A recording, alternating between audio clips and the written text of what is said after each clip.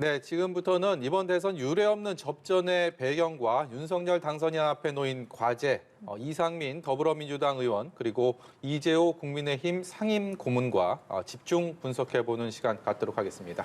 어서 오세요. 네, 안녕하세요.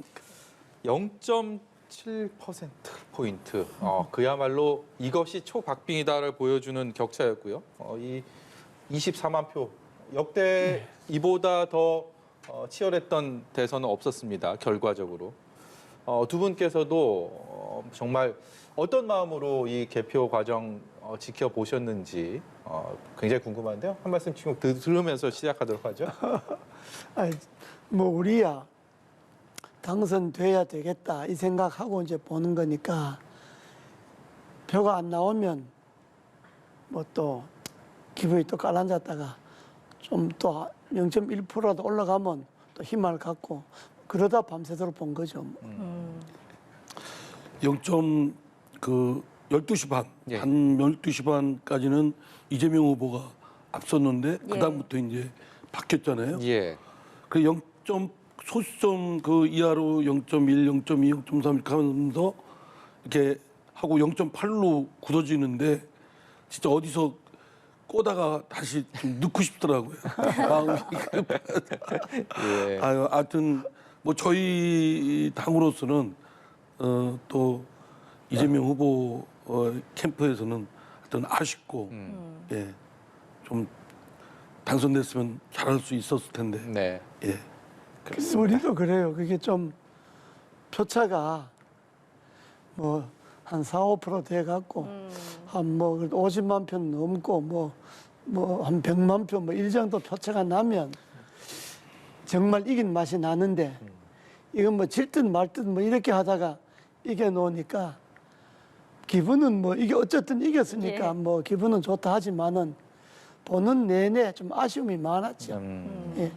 예. 그래서 딱 절반 만에 지지를 받았지 않습니까? 네. 나머지는 또 상대 후보가 받았고 그래서 사실은 이제 그 윤석열 당선인으로서는 그 절반 만에 지지를 받았다는 점에 대한 겸허한 성찰이 좀 필요하고 본인도 얘기했듯이 그 나머지 국민들의 지지를 이끌어내는 그래서 전 국민의 그 대표로서 대통령으로서 자리매김하는데 첫 출발이 있다고 저는 생각됩니다. 그럼 어떤 과제들이 놓여 있는지 하나하나 저희가 이 시간을 통해서 좀 짚어보려고 하는데요. 예, 이번에 수도권 그중에서도 이제 서울의 표심이 중요하다. 연일 계속 이야기가 나왔는데 사실상 보수정당 대선 후보가 1992년에 치러진 대선에서 이명박 대통령을 제외하고는 이긴 적이 없었거든요. 예. 그런데 이번에 윤석열 당선인이 서울에서 50.5%를 얻으면서 이재명 후보를 앞섰고 특히 강남 3구를 비롯해서 15개 구에서 더 많은 표를 얻었습니다. 이 부분은 좀 어떻게 보셨어요? 그 이번 선거는요, 사실은 한 2년 전부터 그 조국 사건 날 때부터 정권 교체 여론이 계속 식지 않고 한 2년도 안에 계속 정권 교체 여론이 이제 이어지니까 예. 당에서는 뭐 별로 그때 대응했지만은 그 국민들 속에 시민사회단체라든지 이런 그 속에서는 계속해서 정권 교체를 부르짖었기 때문에 그게 이어져서 결국은 정권 교체가 된 거니까 이번에는 그 후보들 본인보다가 정권 교체해야 되겠다 하는 이 열망이 원체 높아서 근소한 표차라도 이기게 된 거죠. 예. 서울 시민들은 특히 이제 말씀하신 것 외에도 예. 이제 부동산 문제, 예. 그 급등으로 인한 부동산 보유를 진입장벽을 딱 했고, 다음에 또 그 부동산 가격이 급등하니까 부동산과 관련된 세금의 부담이 급격히 가중됐지 않습니까? 예. 이로 인한 뭐 재산세라든가 뭐 종부세도 있고요. 이런 부담에 대한 원성이 컸다. 이제 본래 세정은 그 세금에 관한 그 행정은 가랑비에 옷 젖듯 해야 된다라는 금원이 있거든요. 네. 그런데 문재인 정부에서 부동산 가격이 급등하고 또 그러면서 하여튼 재산세 등 그 부담이 과중한 부담이 원성의 한 요인이 됐다고 봅니다. 적어도 서울에서 이 부동산에 대해서는 당선인과 이재명 후보가 앞으로의 계획보다는 이번 정부에서의 부동산 정책에 대한 서울 시민의 평가가 담겼다. 뭐 이렇게 정도 그렇죠. 봐도 그래 서울 되겠습니까? 시민들은 부동산 정책이 이 정부에서 뭐 25배인가 뭐 32배인가 내놨잖아요. 한 번도 그게 성공하지를 못했잖아요. 그러니까 그걸 보면서 아, 이 문재인 정부에서는 부동산 정책이 안 되겠구나. 이 정권을 바꿔야지 이 문재인 정부 믿다가는 부동산 정책이 제대로 자리 잡을 날이 없겠다. 이러니까 방법은 부동산 정책도 대안 방법은 정권 교체밖에 없다. 이렇게 되니까 서울의 민심이 결국은 전국으로 퍼져나가잖아요. 지방으로. 그러니까 이번에는 구조적으로는 민주당이 이길 수 없는 선거죠. 저는 지금도 결과를 놓고 아무리 생각을 해봐도 답을 찾지 못하는 질문이 하나 있습니다. 단일화 효과가 과연 있었을까 없었을까? 아, 예. 이 부분에 대해서 두 분에 꼭 여쭤보고 싶었는데요. 그 만약에 이번에 단일화 안 했으면요, 요 표차로 예. 놓고 볼 때 단일화 안 했으면 그냥 진 거죠. 그래도 안철수 후보로 단일화를 해줬기 때문에 그 표가 전부 윤석열 후보인데 간 건 아니지만은 이재명 쪽도 가고 심상정 쪽도 갔지만은 그래도 안철수 후보 지지표가 윤석열 후보 지지 쪽으로 더 많이 갔잖아요. 그거는 단일화 안 했으면 안 된다는 건 무효표가 한 30만 표 나왔지 않습니까? 그 무효표는 투표 용지에 윤석열, 안철수, 김동연은 사퇴 표시가 안 돼 있잖아요. 예. 근데 그 사람들이 안철수가 사퇴 안 해 줄 알고 한 건 아니잖아요. 사퇴한 줄 알지만은 거기다 표를 던지는 게 한 30만 표 된다는데 만약에 단일화를 안 했으면 이번엔 국민님이 윤 후보가 되기 어려웠죠. 민주당이 민주당에서는- 상대적으로 민주당으로서는 예. 너무 좀 황당하잖아요. 예. 어쨌든 그 안철수 후보가 완주하겠다. 그러다가 갑자기 뭐 단일화 또 제안하고 또 며칠 돼서 단일화 제안한 걸 철회하고 그리고 뭐 결렬됐다고 또 윤석열 당시 후보도 그렇게 얘기를 했고 그러다가 갑자기 TV 토론 끝난 날 새벽에 예. 본격 뭐 단일화 합의를 했다. 그러니까 국민들로서는 특히 이제 민주당 지지 좀 약간 중도층에 있어서는 좀 분노에 가까운 그런 공분을 갖고 생겼습니다. 예. 그러다 보니까 결집 현상이 급격히 생겼고 저는 어쨌든 저희 당에 도움이 됐든 안 됐든 또는 뭐 윤석열 후보한테 도움이 됐든 안 됐든 이제 앞으로 그런 정치적 행태는 누구든지 하지 않았으면 좋겠습니다. 예. 왜냐하면 정치를 너무 불신을 조장하고 정치를 희화화하는 것이다. 그러니까 정치인이 한번 말을 하면 그대로 지켜지는 그런 모습을 보여야지 이랬다 저랬다 하다 보니까 신뢰가 무너지고 정치인이란 늘 그런가 보다 생각하지 않겠습니까? 예. 그 말씀은 맞는 말씀이라고 저는 생각하는데 선거 결과는 단일화가 윤석열 후보 쪽에 도움이 되고 했지만은 그러나 정치인에 대한 불신, 정치인이 뭐 바로 그 전날까지 뭐 손가락 잘라야 된다 그러고 뭐 단일화를 그냥 안 한다는 것이 그냥 말로만 안 하는 게 아니라 아주 그냥 누가 봐도 단일화 안 하는 의지가 읽힐 정도로 단일화 안 한다고 그랬잖아요. 예. 그런데 이제 단일화를 딱 하니까 정치인에 대한 불신, 정치인 말은 진짜 숨소리 내놓고는 믿을 게 없다. 예. 이렇게 할 정도로 불신은 간 거는 사실이에요. 예. 그러나 선거 결과를 놓고 보면 도움이 된 건 사실이고. 예. 여러 가지로 좀 생각할 과제를 많이 남긴 대선이 그렇습니다. 아니었나 생각이 듭니다. 예, 결과를 보면 정말 초박빙 승부였던 것은 분명하고 두 진영, 각 진영이 정말 총결집을 해서 이렇게 대선 민심이 팽팽하게 갈렸다라는 느낌이 드는데 그럼에도 불구하고 윤석열 후보가 승리할 수 있었던 가장 큰 요인은 뭐였다라고 보시나요? 국민들의 정권 교체에 대한 여망이죠. 문재인 정권 5년을 보면서 도저히 더 이상 안 되겠다 하는 것이 아주 머리 끝까지 찬 거죠. 그러니까 정권 교체에 대한 여망이 여론조사에서도 뭐 50% 이상 계속 나왔지만은 그것이 없으면 이번에 박빙으로 승리하기가 어렵다고 봐야죠. 예. 예. 이재명 후보는 반면에 블랙아웃 기간, 깜깜이 구간 전까지는 여론조사에서 좀 뒤처져 있다가 그 공표가 금지된 그 기간에 결과적으로는 많이 따라붙었던 예. 결과입니다. 그렇기 때문에 아쉬움이 더 클 수밖에 없는데 정말 2%가 부족했다. 마지막 하나가 부족했다. 어떤 것들을 꼽을 수가 있을까요? 이제 말씀하신 대로 정권 심판론의 부분은 굉장히 좀 오래 전부터 축적돼 와서 구조적으로 큰 장벽으로 작용을 했습니다. 그래서 이제 이재명 후보로서는 굉장히 어려운 경쟁이 됐죠.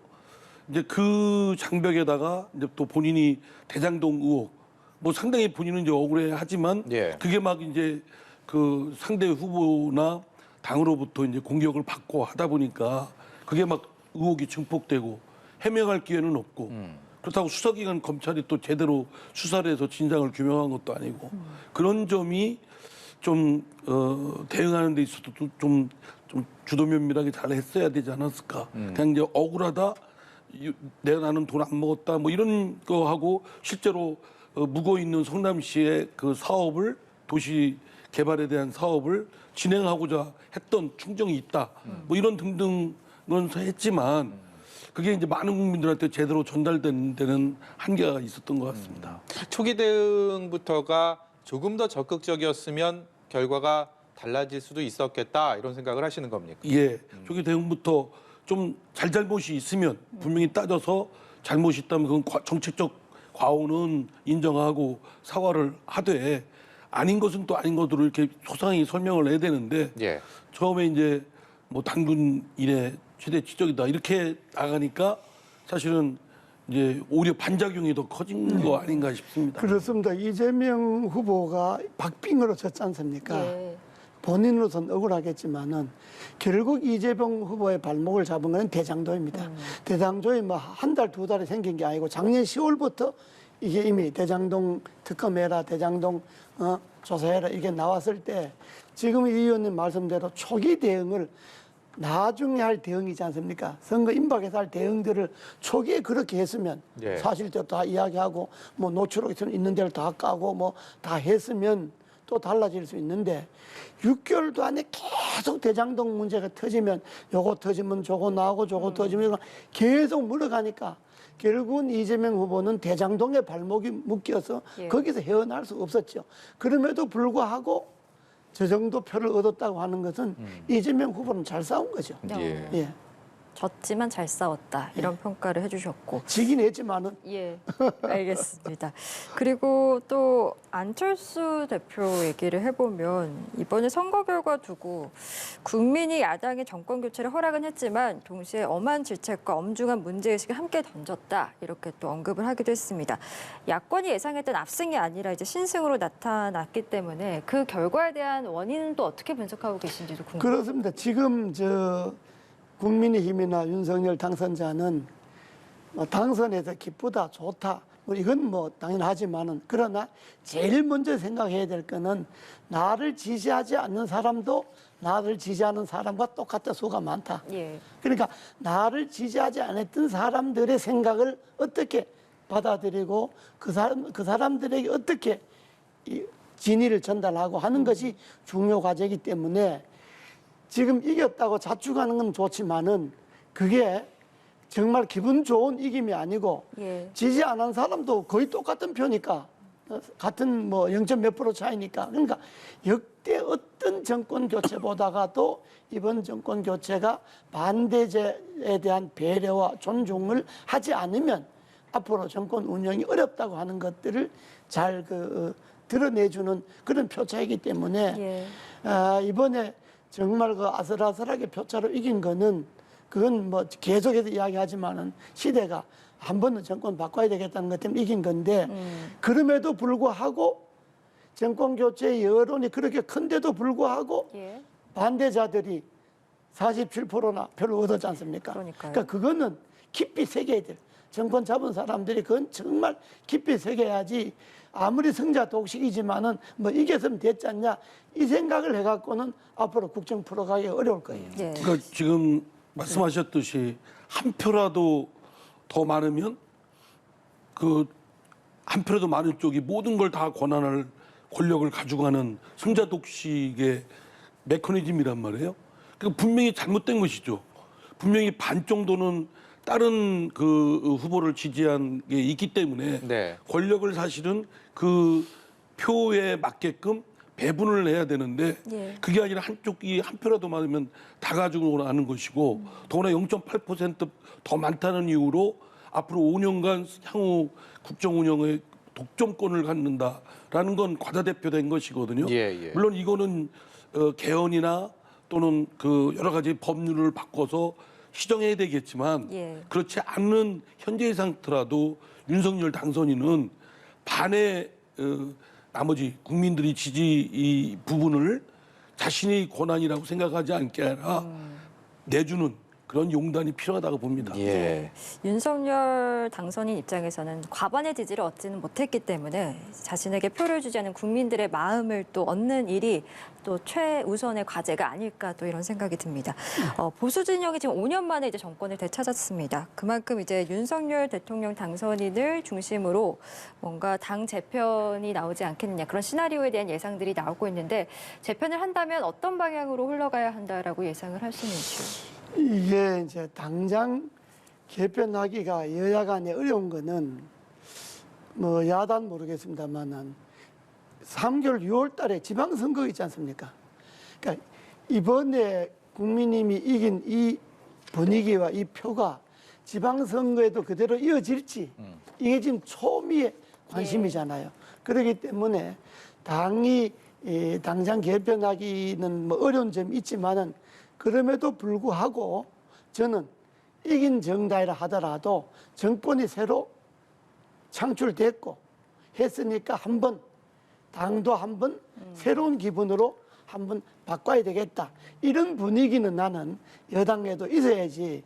여당 이겼으니까 뭐 그 말이다. 뭐 우리가 잘해서 이겼다. 이 생각을 하면 우리가 잘해서 이겼으면 한 100만 표 정도 이겨놨으면 그 말이 맞는데 예. 지금 우리가 잘해서 이겼다는 말을 그거 승복할 사람 아무도 없잖아요. 예. 그렇기 때문에 나는 당도 이겨서 새 정부가 들어섰으니까 거기에 걸맞게 당도 한번 개편하자.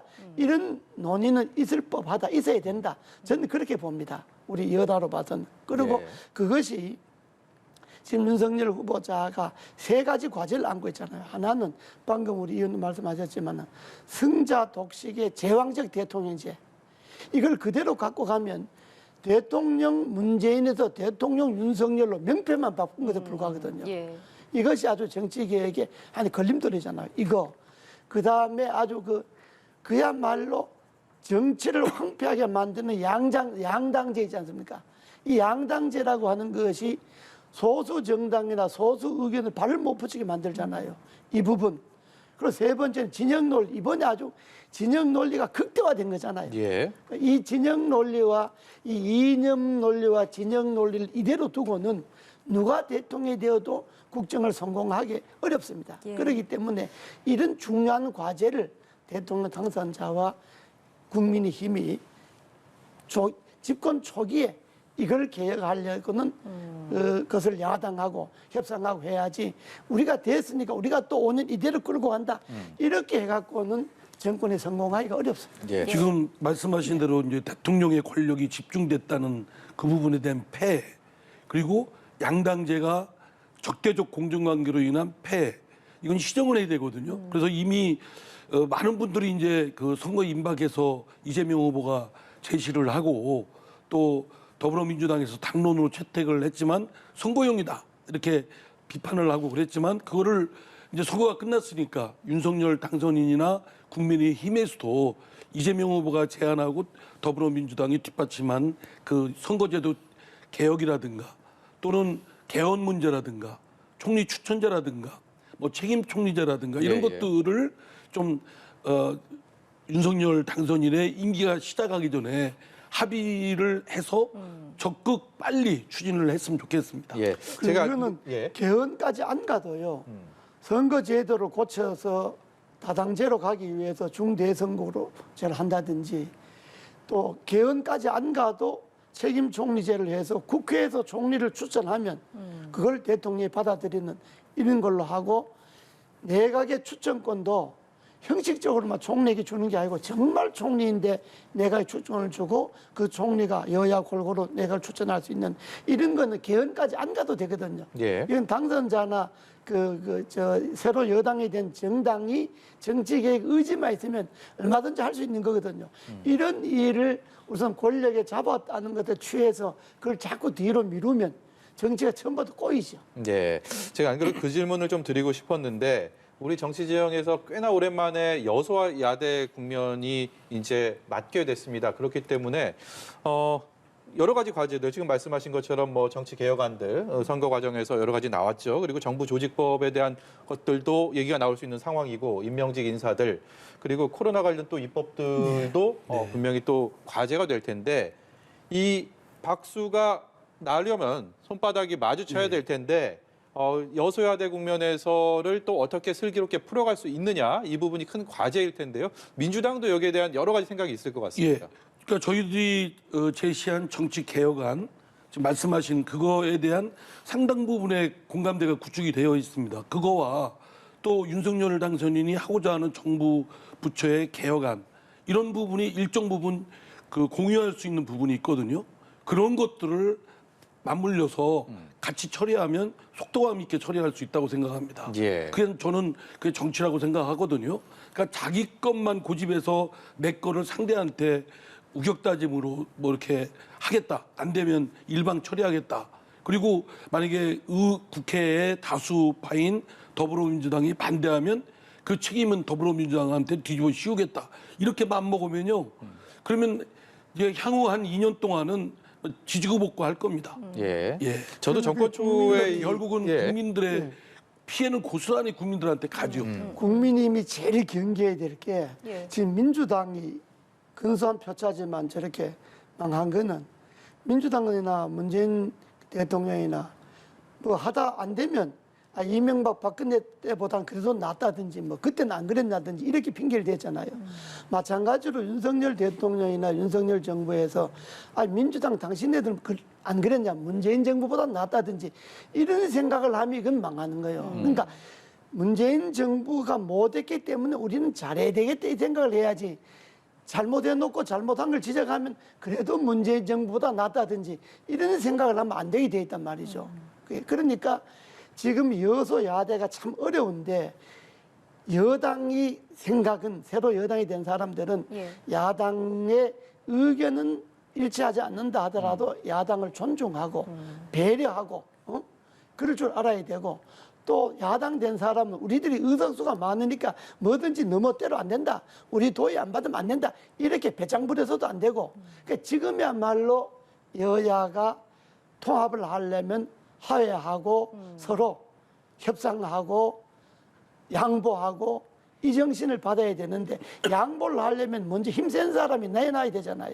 여당 된 사람이 자기 걸 내려놔야지 여당 된 사람이 자기 권력을 강화하려고 그러면서 협상하려면 안 되잖아요. 그러니까 지금 국민의힘은 전체를 밟지 않으려면 여당이 갖는 권력을 좀 내려놓고 야당을 좀 존중해주고 배려하고 이렇게 나가야 정치가 좀 새로워지지.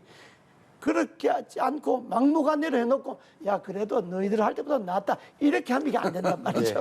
이번 대선 기간 내내 이 따라다녔던 이슈 대장동 개발 의혹 아닙니까? 근데 아직까지 거기에 대해서 결말을 맺지 못한 상황에서 어제 대선을 치렀습니다. 네. 대선 이후에 특검하자 뭐 이런 분위기로 저희는 알고 있었는데 이후에 이제 국회에서 과연 어떤 식으로 진행될지 관심을 모으고 있습니다. 이상민 의원께서는 현역 의정 활동을 하고 계시기 때문에 이 부분은 어떻게 전망하고 계십니까? 뭐 그 진상을 명명백백하게 밝혀서 책임자가 있다면 책임을 묻는다. 그 당위성은 뭐 저도 동의를 하고요.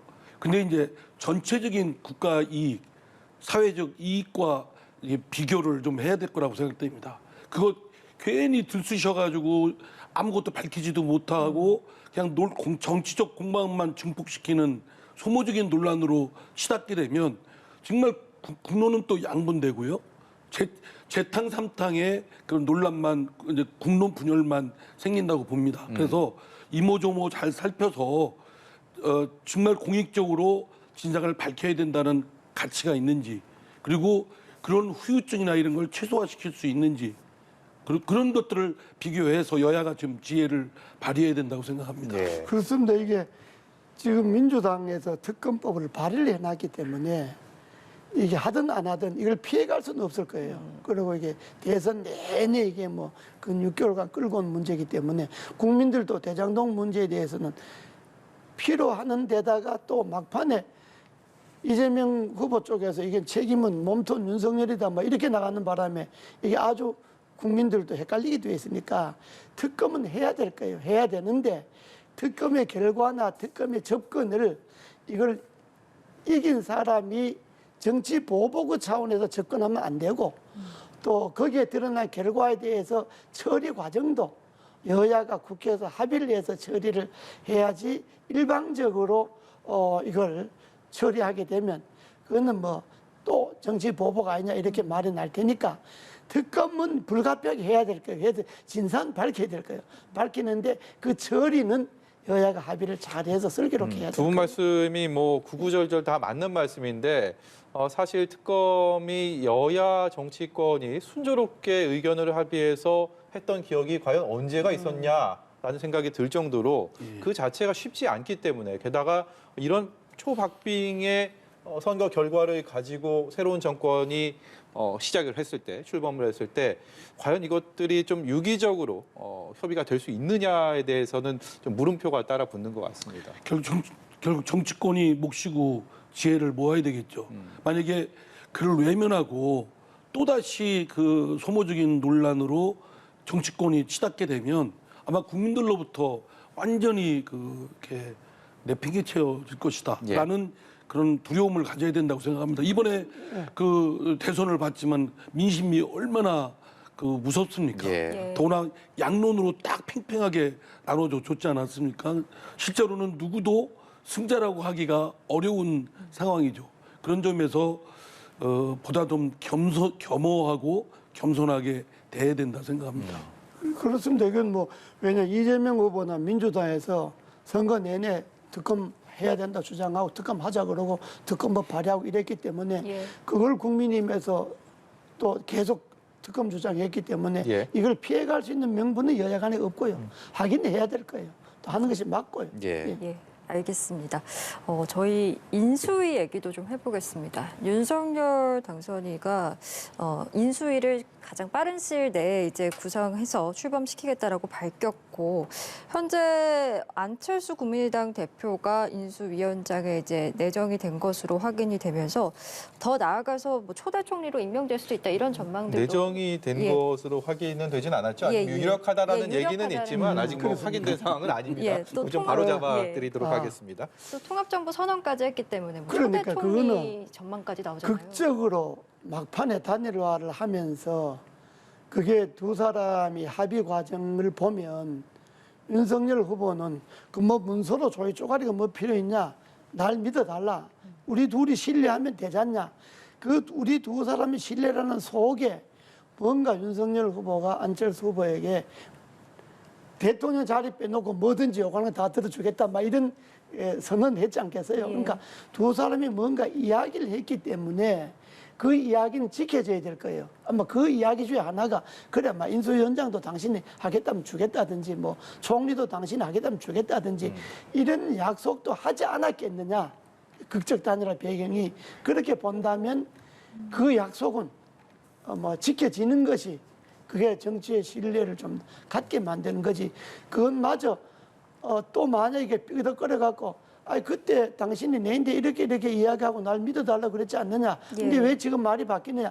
이런 소리가 나오게 되면 이거는 진짜 인수위부터 이거는 국민들의 불신 주는 거니까 나는 두 사람 사이에 그런 약속을 했다면 그건 지켜져야 한다. 저는 그래 봅니다. 네, 예. 근데 이제 시각을 좀 달리해서 저희 민주당이나 또 그 비판적으로 보는 시각에서 보면 아까도 말씀드렸지만 안철수 후보가 뭐 완주한다, 단일화한다를 여러 번 번복하고 이렇게 왔다 갔다 했단 말이에요. 예. 그래서 국민적 불신이 쌓여 있어요.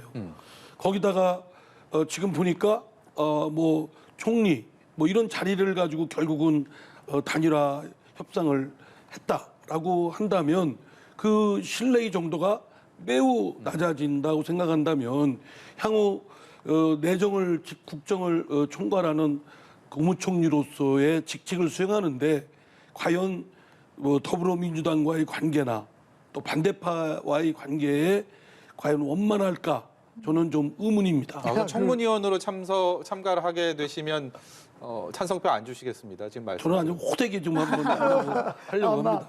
그 안철수 대표를 초대 국무총리를 임명한다 그러면 지금 민주당에서는 그 찬성하기 쉽지 않을 거예요. 예. 당신 단일화 때문에 우리가 졌는데 그 무슨 감정상 쉽게 동의하겠어요? 우리가 DJP 연합해갖고 김대중 대통령이 김종필 총리를 임명했잖아요. DJP 연합 때문에 우리가 졌잖아요. 6개월도 안 국회에서 붙들고 앉아 있었습니다. 총리 인준 안 시켜주고. 네. 그런 전례가 있기 때문에 민주당으로서는 뭐 쉽게 안 하겠죠. 근데 그걸 이제 풀어나가는 것이 정치력이죠. 예, 정치력 간의 정치력이죠. 이제 민주당도 어떻게든 이 상황을 더 수습하고 다시 일어날 수 있는, 더 힘을 낼 수 있는 틀을 만들어야 되지 않겠습니까? 뭐 예. 이 조직적으로도 그렇고 내부적으로는 얘기들도 어떤 좀 묘안들이 있을까요? 어떤 것들을 준비해야 될까요? 당내에서요. 예. 예. 어쨌든 당 대선을 정말 안타깝게 그 패배를 했으니까 뭐 지도부가 열심히 송영길 대표를 비롯한 지도부나 선대위 뭐 이렇게 관계자들은 열심히 했습니다. 그리고 당원들도 또 지지자들도 아주 총력을 집중해서 모았고요. 그러나 안타깝게도 패배했기 때문에 뭐 정치는 사실은 무엇을 잘못했냐라는 부분에 대한 책임도 있지만 결과에 대한 무한 책임도 있을 수 있다고 생각됩니다. 그래서 제가 뭐 지금 오늘 새벽에 대선 패배가 되고 저희 당으로서는 엄청난 지금 아픔이 있고 또 당 지도부도 열심히 했는데 누구 뭐 물러나야 된다 어쩐다라고 하는 건 모진 얘기라고 생각되고요. 예. 다만 그런 원칙하에 결과 책임이 작동돼야 된다. 그래야 국민들한테는 어떤 사태에 대해서 발생했을 때 그거에 대해서 당이 책임진다. 그럼 당이 책임지는 거는 지도부가 대표로 책임지는 거 아니겠습니까? 예. 그렇게 해야 이게 잘 순환되는 거 아닌가? 저는 그렇게 생각을 합니다. 그래서 저는 남이 당 이야기를 하기가 좀 조심스럽긴 한데 예. 뭐 되게 정치권에서 뭐 남이 당 이야기도 그냥 쉽게 하니까 지금 민주당의 경우 보면요 지금까지 원내 제1당이다 다수당이다 그래서 진짜 고난을 누릴 만큼 누렸잖아요. 네. 단독으로 통과시킬 만큼 통과시켰고 뭐 어거지도 부릴 만큼 부렸고 우리가 볼 때는 그렇게 권한을 행사 왔는데 앞으로도 그 버릇을 계속 가지면 우리가 다수니까 당신네들 무조건 반대한다. 우리 도의 안 받고 할 수 있는가 봐라. 이렇게 나가면 안 되고 그러려면 민주당 지도부도 어쨌든 저는 송영길 대표도 개인적으로도 좋아하고 열심히 해서 이번에 보면 당 대표로서 손색없이 열심히 해왔는데 나 결과는 아슬아슬 예. 졌잖아요. 예. 그러니까 나는 민주당이 새롭게 나려면 어쨌든 우리가 정권을 재창출하는데 실패를 했으니까 우리 지도부는 저는 물러간다 하고 당이 좀 새로워지기 위해서 새로 좀 판을 짜자. 그래서 대여 관계도 새롭게 좀 하자. 이런 자세로 나가는 것이 그나마 국민들에게 좀 지지를 받고 하는 거지 뭐 진 것하고 우리가 책임하고는 별개다 이렇게 뻣뻣하게 나가면 좀 어려울 거예요. 예. 두 분 말씀은 여기까지 듣도록 하고요. 윤석열 당선인이 이재명 후보와 통화를 했고 이재명 후보는 윤 당선인에게 성공한 대통령이 되길 바란다라고 얘기를 했다라는 소식까지 함께 전해드리도록 하겠습니다. 지금까지 국민의힘 이재호 상임고문 이상민 더불어민주당 의원이었습니다. 고맙습니다. 감사합니다.